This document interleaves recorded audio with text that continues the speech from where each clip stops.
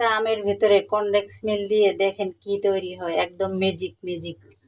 এখন আমি আমটাকে ছিলে নিব।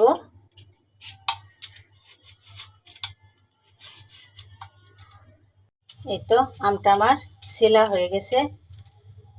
এখন আমটা এরকম কিউব করে কেটে নিলাম। 1 কাপের মতো আম হয়েছে। এখন আমি ব্লেন্ডার জারে দিয়ে ব্লেন্ড করে নিব।